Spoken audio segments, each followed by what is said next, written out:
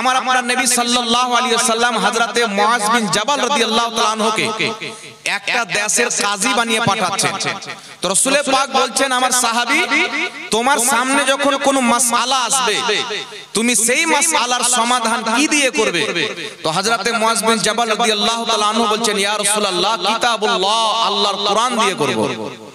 রাসূল পাক সাল্লাল্লাহু আলাইহি ওয়াসাল্লাম বললেন, যদি তুমি কোরআন পাকে না পাও? তো সাহাবী বলছেন, ইয়া রাসূলুল্লাহ, আপনার হাদিস দিয়ে, আপনার সুন্নাত দিয়ে, আপনার কর্ম দ্বারা ফয়সালা করব। রাসূল পাক বলছেন, যদি আমার হাদিসও না পাও? তো হযরতে মুআজ বিন জাবাল রাদিয়াল্লাহু তাআলা আনহু বলছেন, ইয়া রাসূলুল্লাহ, আমি কোরআন হাদিসকে সামনে রেখে আমার বিবেক দিয়ে ইজতিহাদ করব, কিয়াস করব।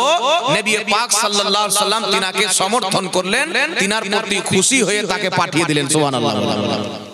তো এই হাদিসে রাসূল পাক সাল্লাল্লাহু আলাইহি ওয়াসাল্লাম মুজতাহিদদের কিয়াসকে, বিজ্ঞ আলিমদের কিয়াসকেও রাসূল পাক সাল্লাল্লাহু আলাইহি ওয়াসাল্লাম দলিল বানিয়ে দিয়েছেন। কারণ কুরআনুল কারীমে প্রত্যেকটা জিনিস রয়েছে, তবে সবার জন্য নয়। হাদিস শরীফে প্রত্যেকটা জিনিস রয়েছে, সবারই জন্য নয়। আমি আমার জ্ঞান মোতাবেক কুরআন পাকে সব নাম পেতে পারি, আমি আমার জ্ঞান মোতাবেক হাদিস শরীফে সব না পেতে পারি। কুরআন এবং হাদিস থেকে সমস্ত জিনিসের সমাধান কারা করতে পারবে? যারা মুজতাহিদ থাকবে। মুজতাহিদ কাকে বলা হয়? যাদেরকে আল্লাহ তাবারাক ওয়া তাআলা ইজতিহাদ করার ক্ষমতা দান করে এবং দ্বীনের সমাজ এবং বুঝ দান করে। বলেন সুবহানাল্লাহ। এইজন্য পৃথিবীর মুসলমান কোরআন এবং হাদিস, নবী পাকের সাহাবী বলছেন, আল্লাহর কোরআন দিয়ে ফয়সালা করব। নবী বলছেন, যদি তুমি কোরআন থেকে না পাও, বলছেন আপনার হাদিস দিয়ে করব। আমার হাদিসেও যদি না পাও, এখান থেকে বোঝা গেল যে কোরআন এবং হাদিস থেকে প্রত্যেক মাসলার সমাধান করার যোগ্যতা সবাই রাখে না। এইজন্য পৃথিবীর মুসলমান সাহাবায়ে কেরামের যুগে মাযহাব ছিল।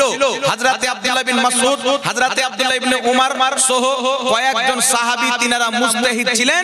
বাকি সমস্ত সাহাবী ইনাদের মাযহাবকে মানতেন। কেউ হযরতে আব্দুল্লাহ ইবনে মাসউদের মাযহাব মানতেন, কেউ হযরতে আব্দুল্লাহ ইবনে উমরের মাযহাব মানতেন।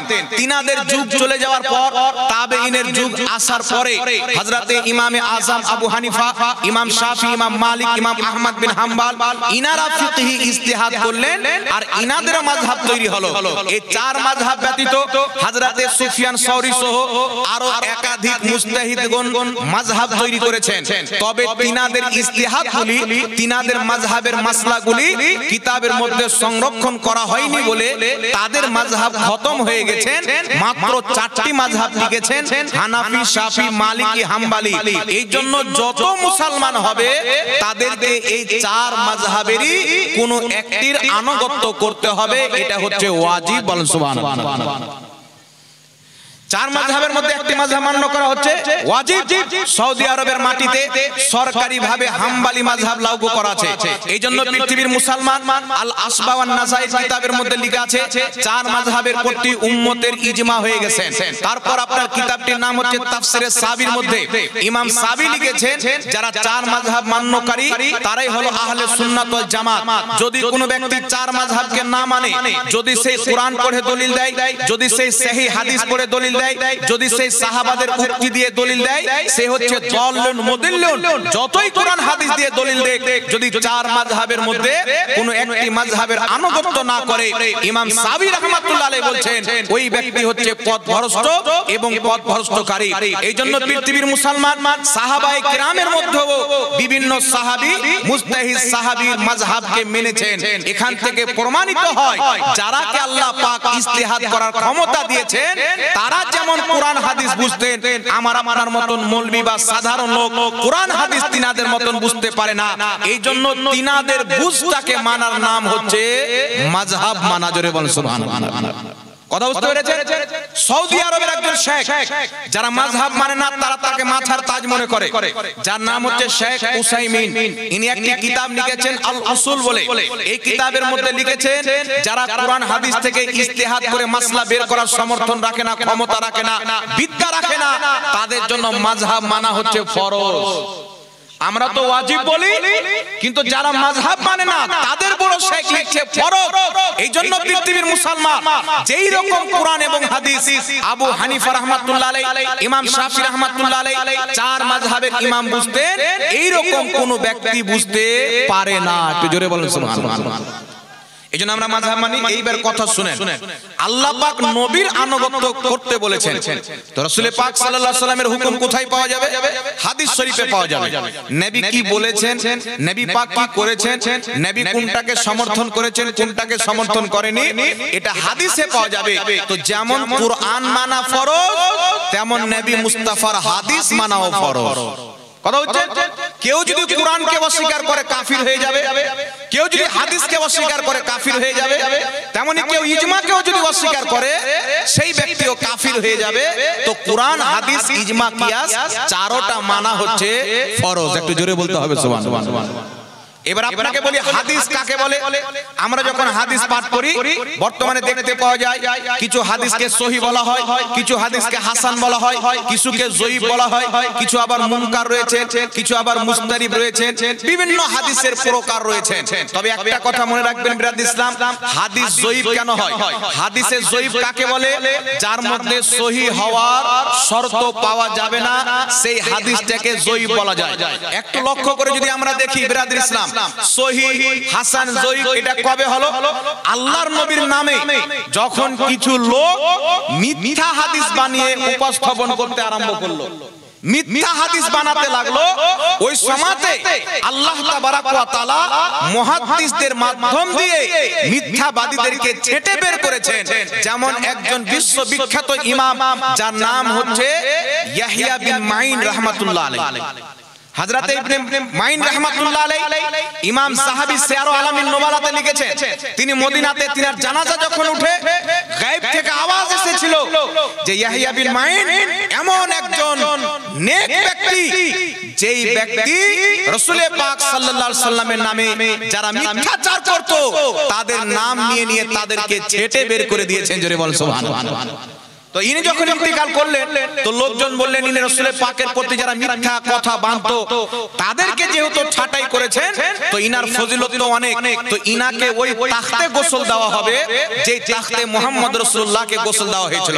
তো কিছু লোক এতরাজ করলেন, মতভেদ করলেন, না, যেই তাখতে রাসূল পাককে গোসল দেওয়া হয়েছে সেই তাখতে কাউকে গোসল দেওয়া যাবে না।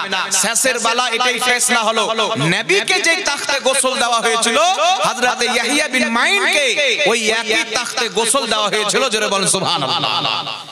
যেমন ইমাম ইবনে হাজার আসকালানী ইসলামী শরীয়তের 1500 বছরের মিডিলে এমন কিছু মুহাদ্দিস তৈরি হয়েছে, নবী মুস্তাফার যত লোক হাদিস বর্ণনা করেছেন তাদের সকলের জীবনকে তিনারা যাচাই বাছাই করেছেন।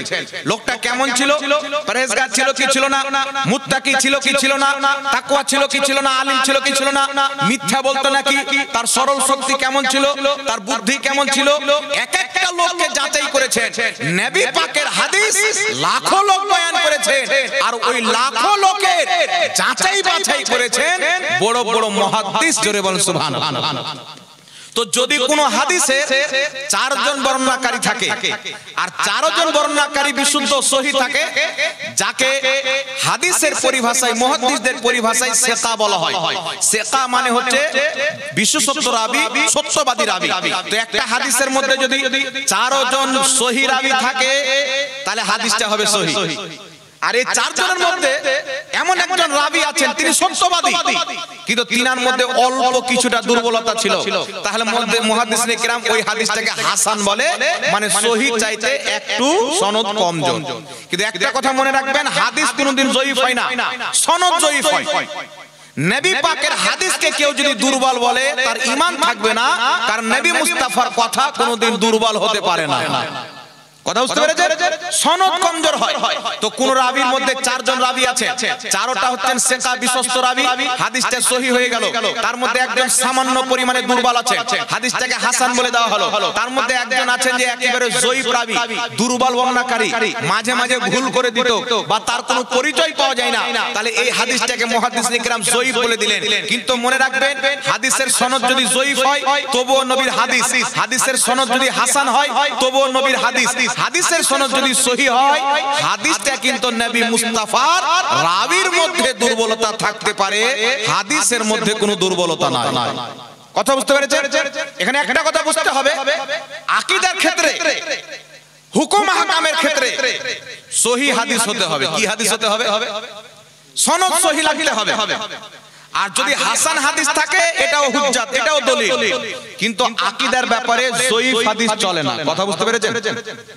কেউ যদি কোনো আকীদা প্রমাণ করে যঈফ হাদিস উপস্থাপন করে, তাহলে সেই যঈফ হাদিস আকীদার ক্ষেত্রে চলবে না। তবে হ্যাঁ, কোন আমলে বৈধ হওয়ার জন্য, মুস্তাহাব হওয়ার জন্য, অতি উত্তম হওয়ার জন্য নবীর যদি কোনো দুর্বল সনদের হাদিস পাওয়া যায়, তাহলে ওই আমলটা জায়েজ এবং মুস্তাহাসান এবং মুস্তাহাব হয়। বলেন সুবহানাল্লাহ। এখানে একটা মাসলা ক্লিয়ার করে দিই, যদি যঈফ হাদিস একাধিক সূত্রে বর্ণিত হয়, একাধিক সূত্রে, একটা যঈফ হাদিস আব্দুর রহমান থেকে এসেছে, আব্দুল গাফফার থেকে এসেছে, আব্দুস সাত্তার থেকে এসেছে, যদি একই হাদিস একাধিক সূত্রে বর্ণিত হয়, তাহলে সেই হাদিসটা কিন্তু আর দুর্বল থাকে না, হাসান পর্যন্ত চলে যায়। যেমন আপনাকে একটা এক্সাম্পল দিয়ে দিই বাবা, আপনি এখানে প্যান্ডিং করেছেন তো বাঁশ দিয়েছেন, ঠিক না? আর যদি এখানে ছাদ দাঁড় করান, তাহলে বাঁশ দিয়ে কাজ হবে? বাঁশ দিয়ে যদি তার উপরে প্যান্ডেল দেন তো ঠিক আছে, কিন্তু যদি ছাদ দেন তাহলে ছাদ দিতে গেলে বাঁশে আর কাজ চলবে না, পিলার দিতে হবে। ঠিক না বেটি? জোরে বলেন। পিলার দিতে হবে। আর যদি আপনি একটা বাঁশের পাশে দু তিনটা বাঁশ আরো লাগিয়ে দেন বা চারটা বাঁশ লাগিয়ে দেন, তাহলে শক্তিটা বাড়বে না কমবে? কথা বলেন, বাড়বে না? তো অনুরূপ ভাবে যঈফ হাদিস যদি একাধিক সূত্রে বর্ণিত হয়, তো মুহাদ্দিসিনে কিরাম, ইমাম মুল্লা আলী কারি, ইমাম ইবনে হাজার আসকালানী, ইমাম জালালউদ্দিন সুয়ুতী সবাই লিখেছে, যঈফ হাদিস যদি একাধিক সূত্রে বর্ণিত হয়, তো হাদিসটা আর যঈফ থাকে না, যঈফ গুলো একত্রিত হয়ে অনেকটা সনদ মিলে ওটা হাদিস হাসান হয়ে যায়। জোরে বলেন সুবহানাল্লাহ।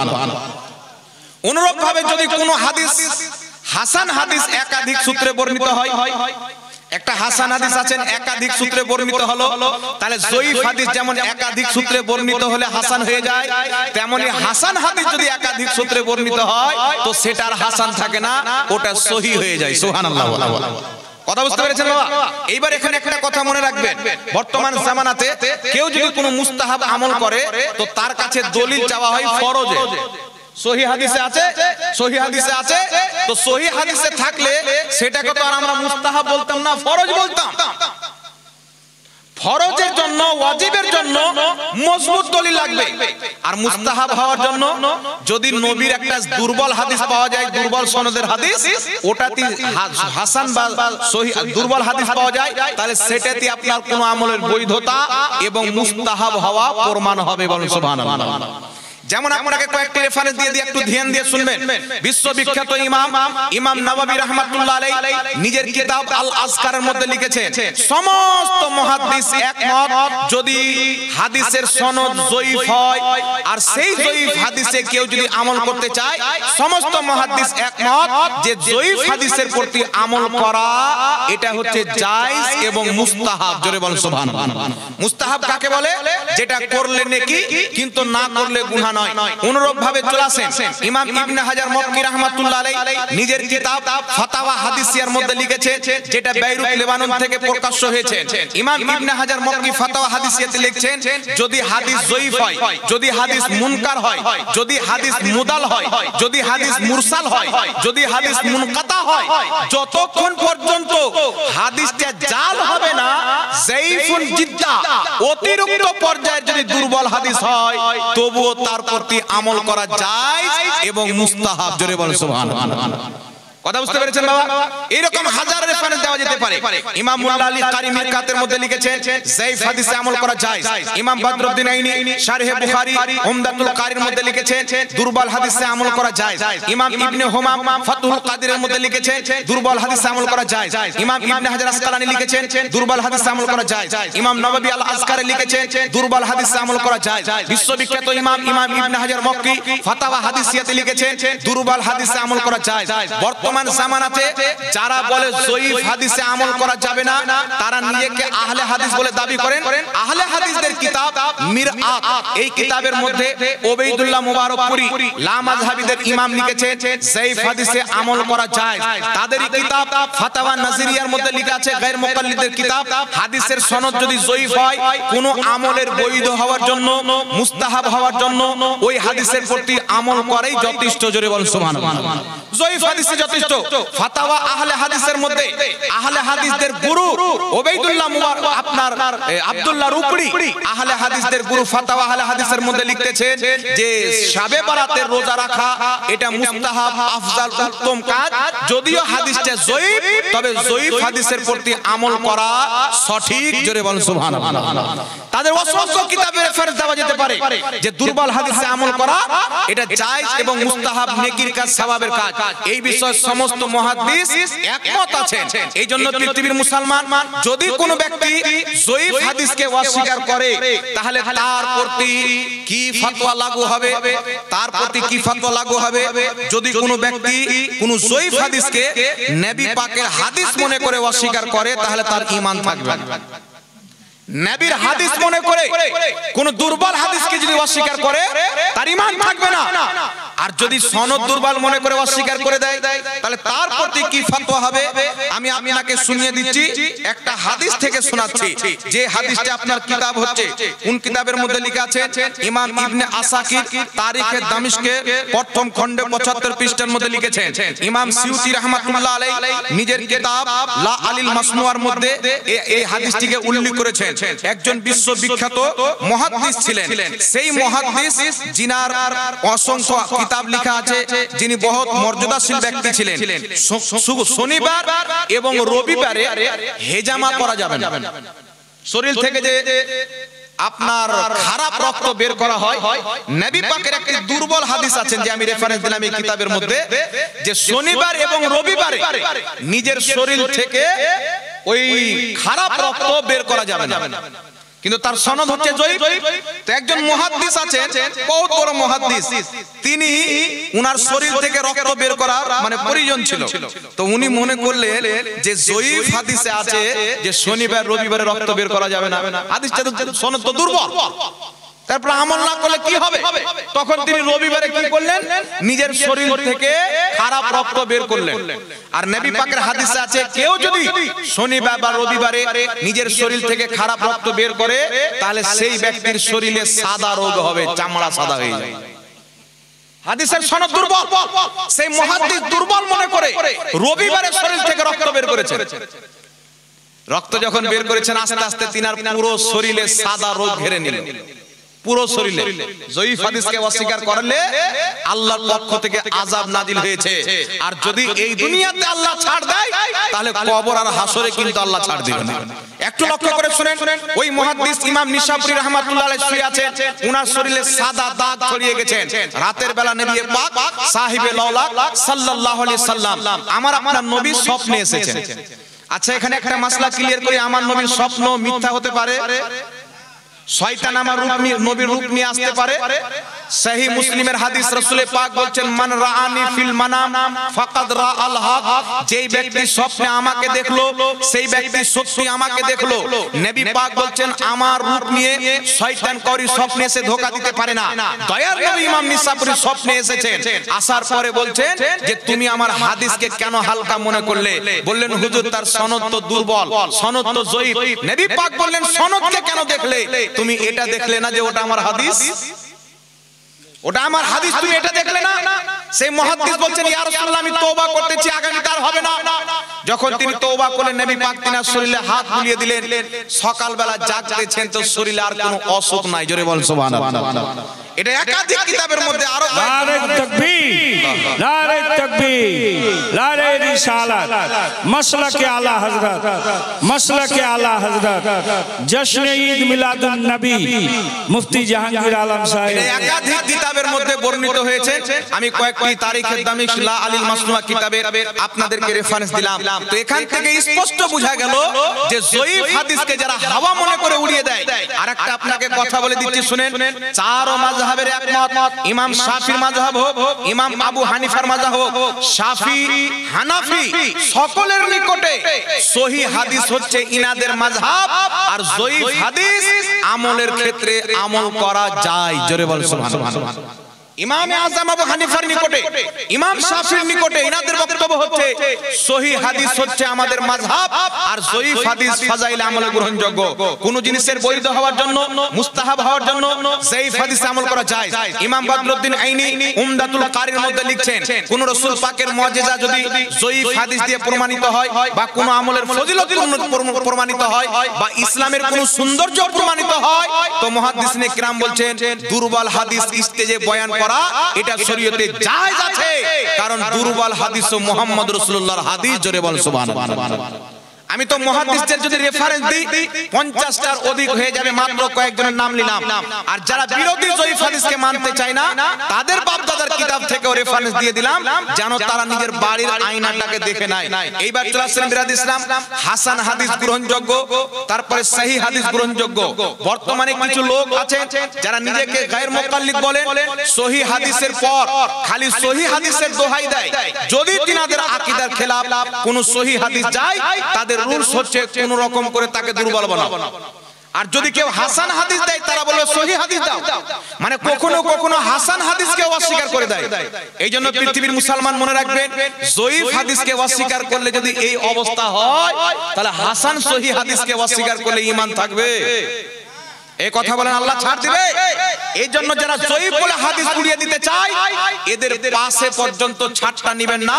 দুনিয়াতে আল্লাহ তাকে ছাড় দিয়েছে, কিন্তু তার কবরটা জাহান্নাম হবে, এটা কনফার্ম। এই জন্য পৃথিবীর মুসলমান, হাদিস সহিহ হোক, হাদিস হাসান হোক, হাদিস যঈফ হোক, যদি আপনি কোন আমলের পক্ষে একটা দুর্বল হাদিস যদি পেয়ে যান, মুহাদ্দিসিনে কিরাম বলছেন বড় বড় ফকিহ, বড় বড় মুজতাহিদের কিয়াসের চাইতে নবী মুস্তাফা যঈফ হাদিসের প্রতি আমল করা সবচাইতে উত্তম। জোরে বল সুবহানাল্লাহ।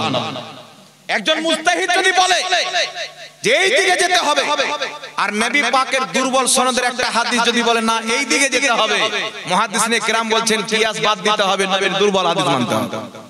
কথা বুঝতে পেরেছেন কি পারেননি বাবা? এই জন্য হাদিস সহিহ হোক, হাসান হোক, যঈফ হোক, তবে যদি কোনো ব্যক্তি বলে যে এই আমলটা করা ফরজ, তখন আর যঈফ হাদিস দিয়ে কাজ হবে না, তখন পিলার লাগবে, পিলার বাঁশ দিয়ে কাজ হবে। কথা বুঝতে পেরেছেন?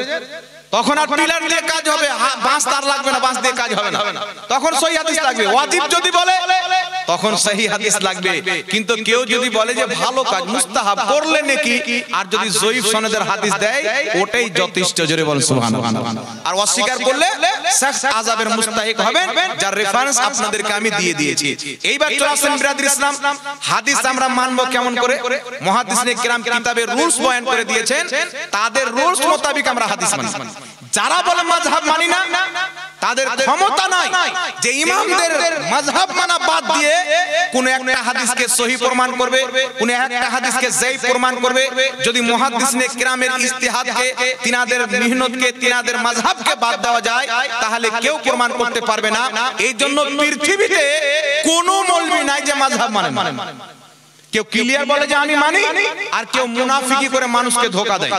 আমি এখন বক্তব্য দিচ্ছি, আমার কথা 10টা লোক শুনলেন, এটাও এক প্রকারের আমার কথা মানা হলো। তো আমার কথা যদি মানা যায়, বর্তমানে যেই মাওলানা বলছে মাযহাব মানা যাবে না, আমি যেই বক্তব্য দিচ্ছি সেটা মানেন, আমি যেই ছোটি কিতাব লিখে দিচ্ছি সেটা মানেন। আমি আপনাকে বলতে চাই, যদি ইমামে আযম আবু হানিফা, যিনি 5 লক্ষ হাদিসের হাফিজ ছিলেন, কোরআন হাদিস থেকে কত লাখ হাদিসে মাসলা বের করেছেন, যিনি সাহাবী নিজের মাথার চোখে দেখেছেন, এই রকম ইমামের মাযহাব যদি না মানা যায়, তো আজকে 2 পাতা মৌলবি যে বলছে মাযহাব মানা যাবে না, ওর বক্তব্য শোনা যাবে? ওর মাযহাব মানা যাবে? তো তফাৎ হচ্ছে, যারা বলে আমরা মাযহাব মানি না, মাযহাব তারাও মানে, মাযহাব আমরাও মানি।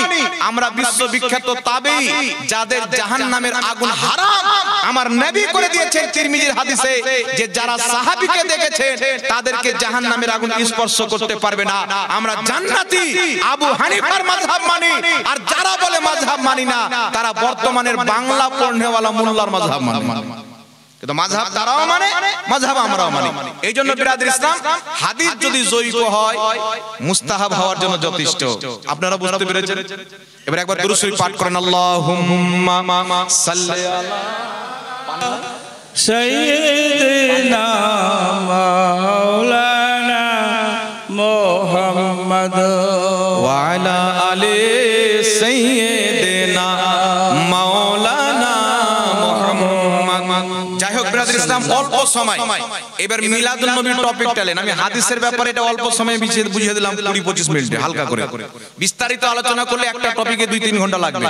আরেকটা যেহেতু টপিক আছে ঈদে মিলাদুন নবী, এটা হালকা হালকা করে আপনাদেরকে বলে দলিল দিয়ে আমি বিদায় নিয়ে নেব। সর্বপ্রথম মনে রাখবেন, যারা মিলাদুন নবী পালন করে তাদের ব্রেনে ওয়াসওয়াসা দেওয়ার জন্য কিছু লোক বলে যে রাসূল পাকের জন্মের তারিখ 12 রবিউল আউয়াল না 8 রবিউল আউয়াল না 17 রবিউল আউয়াল, এটাই তো কনফার্ম নাই।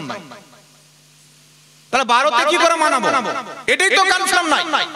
তবে একটা কথা মনে রাখবেন মুসলমান, বিভিন্ন মাসলা আছে শরীয়তে, যে মাসলার ব্যাপারে ইমামগণের মতভেদ রয়েছে। 4টা ইমাম হয়েছেন মাসলাতে মতভেদ ইখতিলাফ হওয়ার কারণে ফুরুই মাসলাতে। তো যদি কোনো মাসলাতে ইমামগণের মতভেদ হয়, তাহলে কর্তব্য হচ্ছে যেটা জামহুরের মত হবে, অধিকাংশ মুহাদ্দিসদের মত হবে, সেটাই প্রাধান্য পাবে। এটা হচ্ছে উসুল। এখন আপনাকে বলি, মেনে নিলাম 8 রাকাতও আছেন, 12 রাকাতও আছে, আরো অন্য রাকাত আছে, সব মেনে নিলাম। কিন্তু নবী মুস্তাফার স্পষ্ট সহিহ হাদিস, সাহাবীদের হাদিস রয়েছে যে রাসূল পাক জন্মগ্রহণ করেছেন রবিউল আউয়াল মাসের 12 তারিখ। এটা সহিহ হাদিস দ্বারা প্রমাণিত। এটা হচ্ছে জামহুরের মত, এটা হচ্ছে মাশহুর কওল। তো এখানে একটা জিনিস মনে রাখবেন, একটা মাসলা নিয়ে যদি ইখতিলাফ হয়, জামহুরের যেটা মত হবে ওটাকে গ্রহণ করতে হবে। এখন আপনাকে রেফারেন্স দিয়ে দিচ্ছি, কিতাবটির নাম হচ্ছে আল বিদায়া ওয়ান নিহায়া, লেখকের নাম হচ্ছে ইমাম ইবনে কাসির। এই কিতাবের মধ্যে সহিহ সনদে হাদিস নিয়েছেন। আরেকটি কিতাব হচ্ছে আল আবাতিল ওয়াল মানাকির ওয়াস সিহা ওয়াল মাশাহির। এই কিতাবের মধ্যে হাদিস নাম্বার 122, সনদ সহিহ, হযরতে জাবির ইবনে আব্দুল্লাহ, হযরতে আব্দুল্লাহ ইবনে আব্বাস রাদিয়াল্লাহু তাআলা আনহুমা, দুইজন মুজতাহিদ তবকার সাহাবী বলছেন, দয়ার নবী মায়ের নবী সাল্লাল্লাহু আলাইহি সাল্লাম যেই বছরে জন্মগ্রহণ করেছিলেন ওই বছরকে বলা হয় আমুল ফিল। যেই মহিনাতে জন্মগ্রহণ করেছিলেন ওই মহিনাটি হচ্ছে রবিউল আউয়াল। যেই তারিখে জন্মগ্রহণ করেছিলেন ওই তারিখটি হচ্ছে 12 রবিউল আউয়াল। যেই দিনে জন্মগ্রহণ করেছিলেন ওই দিনটি হচ্ছে সোমবার। জোরে বল সুবহানাল্লাহ। তো সহিহ হাদিস দ্বারা প্রমাণিত যে রাসূল পাক 12 রবিউল আউয়ালে জন্মগ্রহণ করেছিলেন। কেউ আপনাকে সিরাতের কিতাব থেকে 8 রাকাত দেখাতে পারে, 17 রাকাত দেখাতে পারে, তবে আপনাকে সহিহ হাদিস তো দিলাম। এইবার জামহুর কি বলেছেন? ইমাম ইবনে কাসির আল বিদায়া ওয়ান নিহায়াতে নবীর জন্মের তারিখ আলোচনা করতে গিয়ে বলেছেন যে জামহুরের মত 12 রবিউল আউয়ালে নবী জন্মগ্রহণ করেছেন, এটাই হচ্ছে জামহুর মুহাদ্দিসিনে কেরামের মত। জোরে বলতে হবে সুবহানাল্লাহ। আর শুধু জামহুর নয়, ইমাম কাসতালানী রাহমাতুল্লাহ আলাইহি শারহে বুখারী হাফিজুল হাদিস নিজের কিতাব মাওয়াহিবুল লাদুনিয়াতে লিখেছেন, এটাই হচ্ছে মাশহুর মত যে নবী 12 রবিউল আউয়ালে জন্মগ্রহণ করেছেন। মাশহুর কাকে বলে? যেটা সাহাবায়ের যুগ থেকে নিয়ে এখন পর্যন্ত উম্মতের মধ্যে ছড়িয়ে পড়ে আছে যে নবীর জন্মের তারিখ হচ্ছে রবিউল আউয়ালের 12 তারিখ। তো মাশহুরও এটাই, 12 তারিখে জন্ম। জামহুরের মত 12 তারিখে জন্ম। সহিহ হাদিসও আছে নবী রবিউল আউয়াল মাসের 12 তারিখে জন্মগ্রহণ করেছেন। জোরে বল সুবহানাল্লাহ। তাহলে এখানে কি বোঝা গেল যে 12 তারিখটাই হচ্ছে গ্রহণযোগ্য। হাজারো বছর থেকে 12 তারিখ থেকেই মুহাদ্দিসিনে কেরাম নবী পাকের মিলাদ পালন করে আসছেন। জোরে বল সুবহানাল্লাহ। এবার চলে আসেন মিলাদুন নবী আমরা কেমন পালন করি। সর্বপ্রথম আমাদেরকে জানতে হবে যে জন্মদিন পালন করা ইসলামে জায়েজ আছে না নাই। মনে রাখবেন, মিলাদের মাহফিল বলা হয় যেখানে নবী মুস্তাফার জন্মকে নিয়ে আলোচনা করা হয়, মিলাদকে নিয়ে, তাকে মিলাদের মাহফিল বলা হয়। আর এই মিলাদের মাহফিল হাদিস দ্বারা এর আসল খুঁজে পাওয়া যায় নবী পাকের যুগে। এই জন্য এটাকে কোনোভাবে বিদআত বলা যাবে না। আমি আপনাকে একটা রেফারেন্স দিয়ে দিচ্ছি। সর্বপ্রথম আগে এটা জেনে নেন যে জন্মদিন পালন করা কি, জন্মের আলোচনার জন্য মাহফিল করা কি। তো একটা কথা মনে রাখবেন, নবীগণের জন্মের আলোচনা করা এটা আল্লাহ পাকের সুন্নাত। কার সুন্নাত? আল্লাহ পাকের সুন্নাত, আল্লাহ পাকের তরিকা। আপনি বলবেন হুজুর কি করে? আমি আপনাকে বলতে চাই, জ্ঞানী গুণী লোক বসে আছেন, আল্লাহ পাকের কোরআনে মুসা নবীর জন্মের আলোচনা আছে না নাই? ঈসা নবীর জন্মের আলোচনা আছে না? একটু হুয়া বলতে হবে। বিভিন্ন নবীর জন্মের আলোচনা আল্লাহ পাকের কোরআনে রয়েছে। শুধু আলোচনা নয়, আল্লাহ আলোচনা করেছেন কেমন ভাবে ঈসা নবীকে আমি দুনিয়াতে পাঠালাম, কেমন ভাবে তার মিলাদ ঘটলো, পুরো ডিটেইলস কোরআন পাকে পাবেন। মুসা নবীর জন্মের ডিটেইলস কোরআন পাকে পাবেন, ইয়াহিয়া নবীর জন্মের ডিটেইলস কোরআন পাকে পাবেন। আল্লাহ ডিটেইলস আলোচনাও করেছেন। আর কোথাও কোথাও বলেছেন সালামুন আলাইহি ইয়াউমা উলিদা, ওই দিনকে সালাম যেই দিন ইয়াহিয়ার জন্ম হয়েছিল, ওই দিনকেও সালাম যেই দিন ঈসার জন্ম হয়েছিল। এখন আপনাকে বলতে চাই, আপনার নবী মুস্তাফার প্রতি কুরআন অবতীর্ণ হচ্ছেন। ইয়াহিয়া আলাইহিস সালাম নবীর শত শত বছর পূর্বে জন্ম নিয়েছেন। ঈসা আলাইহিস সালাম নবীর শত শত বছর পূর্বে জন্ম নিয়েছেন। শত শত বছর পর আল্লাহ কুরআন অবতীর্ণ করছেন মুহাম্মদ রাসূলুল্লাহর উপরে।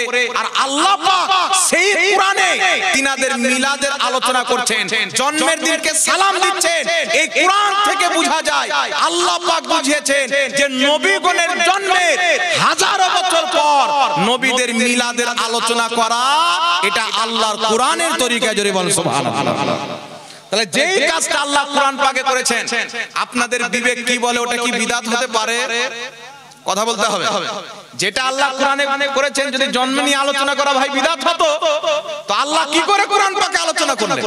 আর যদি কোরআন পাকে নবীদের জন্মের আলোচনা থাকে, ঈসা আলাইহিস সালামের, ইয়াহিয়া আলাইহিস সালামের, মুসা আলাইহিস সালামের, তো যিনি সমস্ত নবীদেরও নবী, যিনি সমস্ত নবীর ইমাম, যিনি সমস্ত নবীর সরদার, সেই নবীর জন্মের আলোচনা উম্মত যদি করে, মিলাদ উদযাপন করে, এটা কোনোই মতে বিদআত বা অবৈধ হবে না, বরং আল্লাহর কোরআনের তরিকা কি আমল করা হবে। জোরে বলেন সুবহানাল্লাহ। কথা বুঝতে পেরেছেন? এবার একটা হাদিস আপনাদের সম্মুখে পেশ করে দিই। হাদিসটি পেশ করার পূর্বে আগে আরেকটা কথা আপনাকে বলে দিই। জন্মের আলোচনা তো আপনি পেয়ে গেলেন, এবার আপনাকে আমাকে জানতে হবে যে জন্মদিন পালন করা যাবে কিনা। কিছু লোক ঢালাও ভাবে বলে যে ইসলামে জন্মদিন পালন করা এটা খ্রিস্টানদের কালচার। একজন ব্যক্তি আমাকে বলেছিলেন, হুজুর খ্রিস্টানরা ঈসা নবীর জন্মদিন পালন করে, আর আপনারা আহলে সুন্নাত ওয়াল জামাত দাবিদার সুন্নি মুসলমানরা নবীর জন্মদিন পালন করেন, সুতরাং এটা খ্রিস্টানদের কালচার। তো আমি তাকে উত্তরে বললাম, আবু লাহাব কাবার তাওয়াফ করত, আবু জেহেল কাবার তাওয়াফ করত, কুফারে মক্কা, মুশরিকিনে মক্কা কাবা ঘরে তাওয়াফ করেছে, আর আমরাও হজের মাসে কাবার তাওয়াফ করতে যাই, তাহলে এটা কি কাফিরদের কালচার হবে? কথা বলে ওরা বেঈমান হয়ে কাবার তাওয়াফ করেছে, আমরা ঈমান নিয়ে কাবার তাওয়াফ করি। ওরা বেঈমান হয়ে ঈসা নবীর জন্মদিবস আপনার নাজায়েজ কর্ম করে পালন করে, আমরা নবী মুস্তাফার জন্মদিন শরীয়তের কর্ম করে পালন করি। সুবহানাল্লাহ। তাহলে দুটাতে আসমান জমিন তফাৎ আছে। এবার এর দলিল আরেকটা দিচ্ছি আমি বুখারী মুসলিম থেকে। আমি বললাম ভাই অন্তর থেকে চিন্তা ভাবনা করো, মহান রব্বুল আলামিনের হাবিবের বুখারী মুসলিমের মধ্যে হাদিস রয়েছে, রাসূল পাক সাল্লাল্লাহু আলাইহি সাল্লাম মক্কা থেকে হিজরত করে যখন মদিনাতে গেলেন, মদিনা শরীফে রাসূল পাক যাওয়ার পরে বছর দেখছেন ইহুদিরা আশুরার রোজা রাখে। 10ই মুহররমকে বলা হয় আশুরা। আশুরার রোজা রাখে কারা? ইহুদিরা। আমার নবী জিজ্ঞাসা করলেন, ইহুদিরা এই দিনে রোজা কেন রাখে? ইহুদিরা উত্তরে বলেছিলেন, এই দিনে আল্লাহ তাবারাক ওয়া তাআলা আমাদের নবী মুসা আলাইহিস সালামকে সমুদ্রের মাঝে রাস্তা দান করেছে, আর ফিরআউনকে ডুবিয়ে খালাস করে দিয়েছে। তো মুসা নবীকে আল্লাহ ফিরআউনের নির্যাতন থেকে নাজাত দান করেছেন বলে আমরা সেই দিনে আনন্দ প্রকাশ করি, রোজা রাখি। সুবহানাল্লাহ। তো নবী পাক সাল্লাল্লাহু আলাইহি ওয়াসাল্লাম বললেন, না খবরদার সাহাবী, ইহুদিরা রোজা রাখে তোমরা রাখবে না, ইহুদিরা ঈসা নবীর সেই দিন পালন করে তোমরা করবে না। আপনার নবী কি বললেন উত্তরে? বুখারী মুসলিমের মধ্যে হাদিস, রাসূল পাক বলছেন যখন ইহুদিরা মুসা নবীর সেই দিনটাকে পালন করে, যেই দিন সমুদ্রের মাঝে আল্লাহ তিনাকে রাস্তা দান করে ফিরআউনের নির্যাতন থেকে নাজাত দান করেছিলেন, তো মুসা নবী তো তাদের চাইতে আমাদের বেশি নিকটের লোক, সুতরাং আমরাও রোজা রেখে সেই দিনটা পালন করব। আর নবী পাক বললেন, সাহাবী তোমরাও রোজা রেখে সেই দিনটা পালন করো, আর আমি যদি আগামী বছর বাঁচি আমি দুটা রোজা রাখবো। জোরে বল সুবহানাল্লাহ। তাহলে খ্রিস্টান করছে যদি করা না যায়, তো ইহুদিরা রোজা রাখতো মুসা নবীর সেই দিনকে কেন্দ্র করে, তো আমার নবী কেন রাখতে বললেন? তাহলে কি কেউ এখানে বলবে যে নবী খ্রিস্টানদের তরিকা অবলম্বন করেছেন? কথা বুঝতে পারছেন? তাহলে ওখানে যে যুক্তি ফিট করছে ওকে এখানেও যুক্তি ফিট করতে হবে।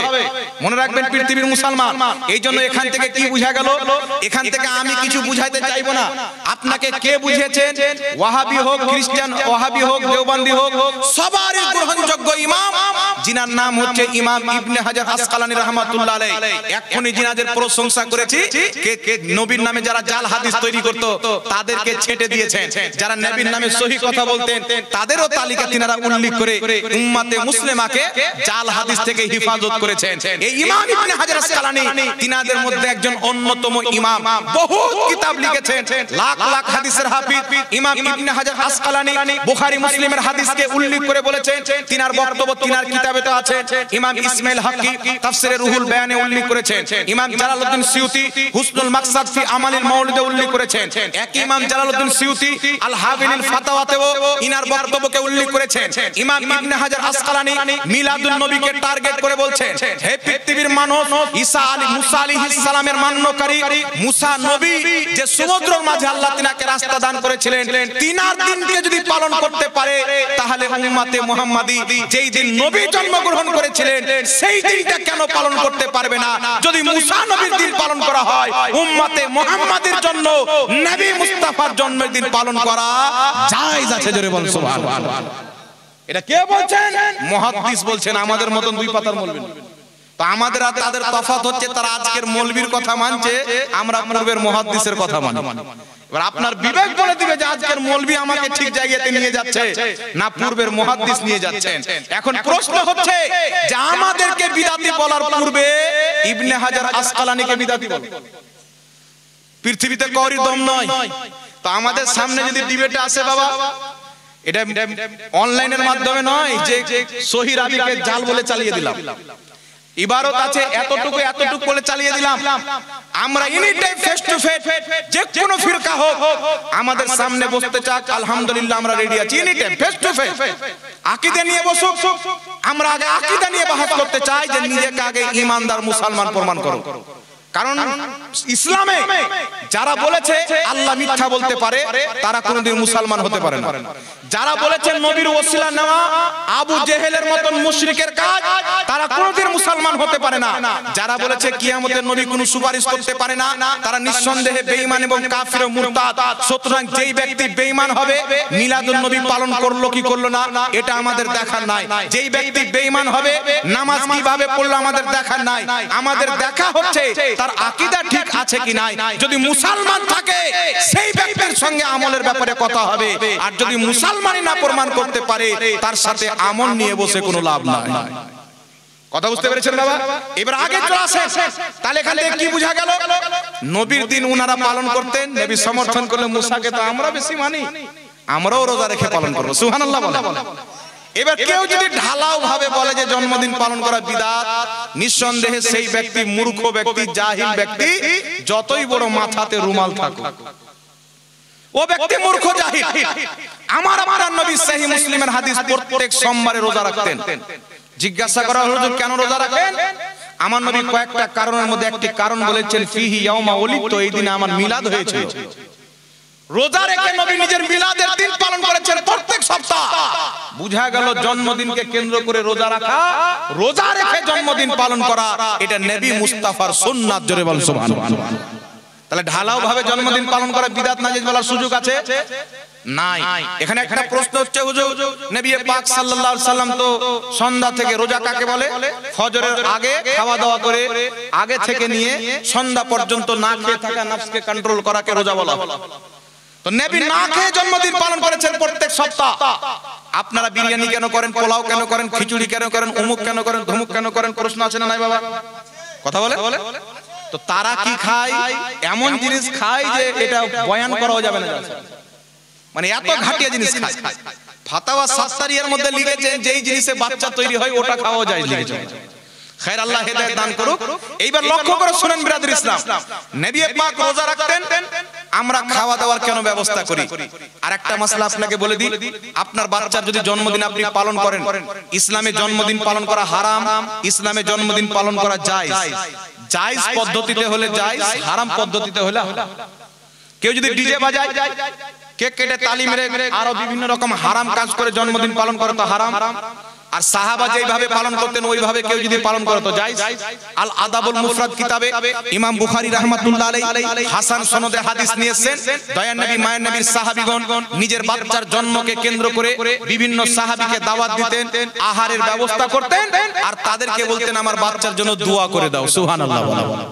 তো নিজের বাচ্চার বার্থডেকে কেন্দ্র করে, জন্মের দিনকে কেন্দ্র করে মানুষকে দাওয়াত দিয়ে খাওয়া দাওয়ার ব্যবস্থা করা, দোয়া খায়ের করে জন্মদিন পালন করা, এটা সাহাবায়ে কেরামের আমল দ্বারা প্রমাণিত। জোরে বলেন সুবহানাল্লাহ। এইবার তো আসেন নবী জন্মদিনকে কেন্দ্র করে রোজা রাখতেন, আপনারা বিরিয়ানি কেন খান? প্রশ্ন আছে না নাই? জোরে বলেন। এই প্রশ্ন উত্তর দেওয়ার পূর্বে আমি একটা হাদিস বলে দিই, যেহেতু সময় কম। কিতাবটির নাম হচ্ছে তাবরানী শরীফ। তাবরানী শরীফের মধ্যে ইমাম তাবরানী হাদিসটি উল্লেখ করেছেন, আরো একাধিক কিতাবে রয়েছে।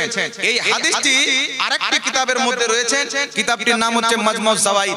ইমাম হাইসামি মাজমুজ যাওয়াইদ হাদিস নাম্বার 14392 উল্লেখ করেছেন। হাদিসটি উল্লেখ করে বলছেন রাওয়াহু তাবরানী ওয়া ইসনাদুহু সহিহ। ইমাম তাবরানী হাদিসটি উল্লেখ করেছেন ইসনাদুহু হাসান, এই হাদিসের সনদ হচ্ছে হাসান। জোরে বল সুবহানাল্লাহ। হাদিসটি কি?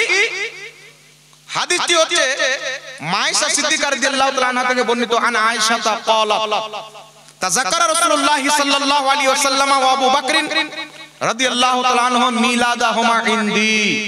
মায়েশা রাদিয়াল্লাহু তাআলা আনহা বলছেন হাদিস বিশুদ্ধ, দয়ার নবী মায়ের নবী উপস্থিত ছিলেন, তারপরে হযরতে আবু বকর সিদ্দিকও উপস্থিত ছিলেন। উপস্থিত হয়ে কি করলেন? মায়েশা বলছেন মিলাদাহুমা ইনদি, তিনারা নিজের নিজের মিলাদ বয়ান করলেন। আরে জোরে হবে না সুবহানাল্লাহ।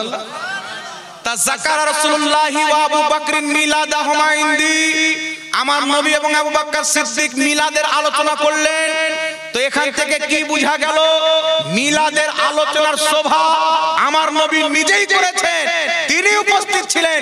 সাহাবীদের সরদার আবু বকর সিদ্দিক উপস্থিত ছিলেন, নবী মুস্তাফার স্ত্রী মুমিনদের মা হযরতে আয়েশা উপস্থিত ছিলেন। তাই কিয়ামতের সকাল পর্যন্ত নবীর মিলাদের আলোচনার মাহফিল করা, এটা নবীর হাদিস দ্বারা প্রমাণিত। জোরে বল সুবহানাল্লাহ।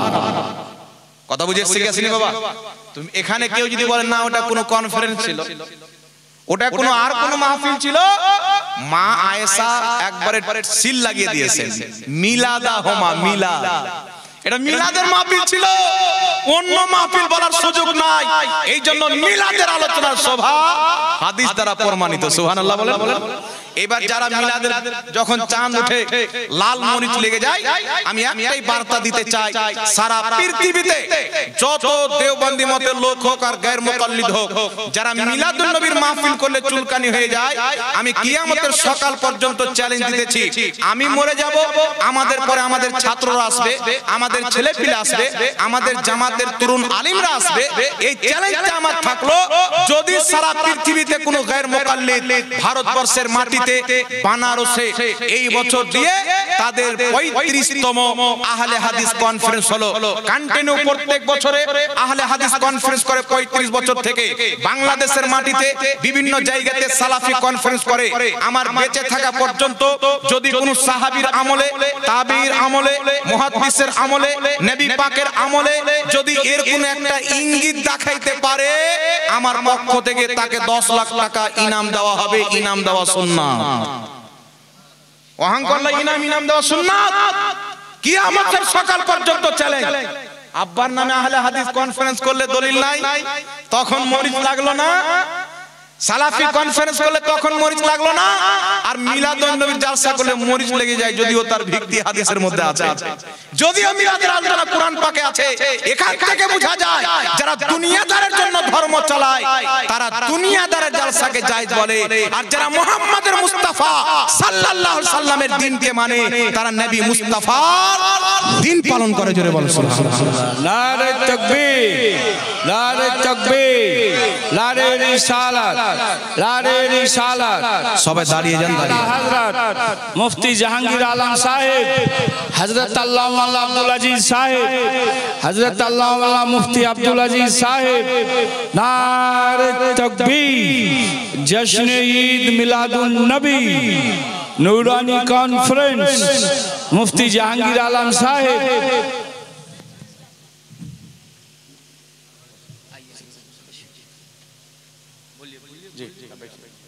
बैठिए, बोल लेता हूँ 2-4 मिनट। বসে যান, সবাই বসে যান। জাযাকাল্লাহু খাইরান ফিদ দারিন, বসে যান।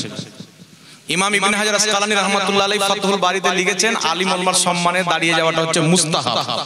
আপনারা দাঁড়িয়ে গেলেন, নেকি পেলেন, সওয়াব পেলেন। হ্যাঁ, তো বিরাদর ইসলাম, আমি কি বললাম? আহলে হাদিস কনফারেন্স, সালাফি কনফারেন্স, দুনিয়ার কোন কিতাব তো দূরে থাক, আজ থেকে 50 বছর পূর্ব থেকে নিয়ে আমার নবীর জামানা পর্যন্ত কেউ যদি দেখাইতে পারে কোন যুগে এই নামের কনফারেন্স হয়েছে, 10 লক্ষ টাকা পুরস্কার।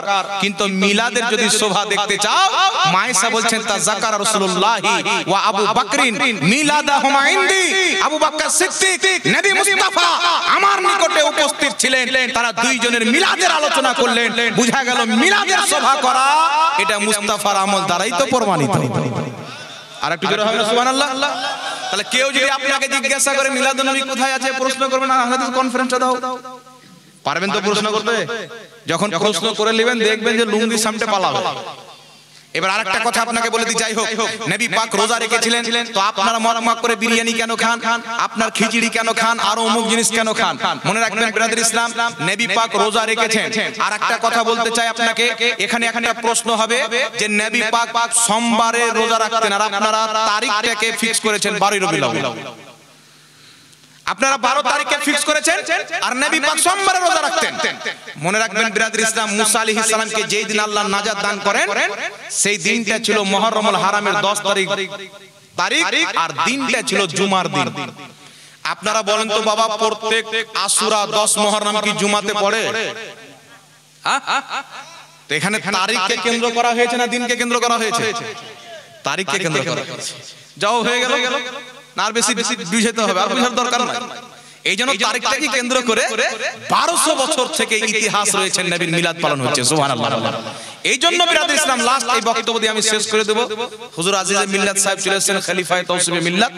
এই হাদিসটা বলে আমি বক্তব্য শেষ করে দেব। মুসান্নাফে আব্দুর রাজ্জাকের মধ্যে হাদিস, মুসনাদে বাজ্জারের মধ্যে হাদিস, তাহজিবুত তাহজিবের মধ্যে হাদিস, তারপরে ইমাম হাইসামি মাজমাউজ জাওয়াইদে উল্লেখ করে হাদিসটিকে হাসান বলেছেন। হাদিসটি কি? আমার নবী মুস্তাফা সাল্লাল্লাহু আলাইহি সাল্লাম 40 বছর বয়সে নবুয়তের এলান করেছিলেন। একটা কথা মনে রাখবেন, টাইম নাই, নালে বিস্তারিত বলতাম। নবী পাক 40 বছর পর নবী হয়েছেন, এর পূর্বে নবী ছিল না, এই মর্মে পৃথিবীর কোন কিতাবে সহিহ দূরের কথা একটা মওযু হাদিস নেই। আর আদমের সৃষ্টির পূর্বে আমার নবী নবী ছিলেন। একটা হাদিস বলে দিচ্ছি, মুসনাদে আহমদের মধ্যে সহিহ সনদে হাদিসটি বর্ণিত। আমার নবীকে সাহাবী বলছেন, ইয়া রাসূলুল্লাহ মাতা জুইলতা নবিয়ান, হুজুর আল্লাহ আপনাকে নবী কবে বানিয়েছেন? আমার নবী বলছেন, ওয়া আদামু বাইনার রূহি ওয়াল জাসাদ, আদমের দেহে যখন আত্মা ভরা হয়নি আল্লাহ আমাকে নবী বানিয়ে দিয়েছেন। আর পৃথিবীর কোন কিতাবে নাই যে নবী 40 বছর আগে নবী ছিল না, 40 বছর পর নবী হয়েছেন, কোন মায়াল্লাহ দেখাতে পারে না। কেউ যদি বলে তো মিথ্যা কথা বলে। এইবার চলে আসেন বিরাদর ইসলাম, আমার নবী 40 বছরের নবুয়তের এলান করলেন। নবুয়তের এলান করার পর সাহাবী বলছেন, আল্লাহর নবী নিজের আকিকা নিজে দিলেন। আকিকা কেন দেওয়া হয়? জন্মের খুশিতে যে জানোয়ারটা জবাই করা হয় ওকে আকিকা বলা হয়। জন্মের খুশি পালন করাকে আকিকা বলা হয়।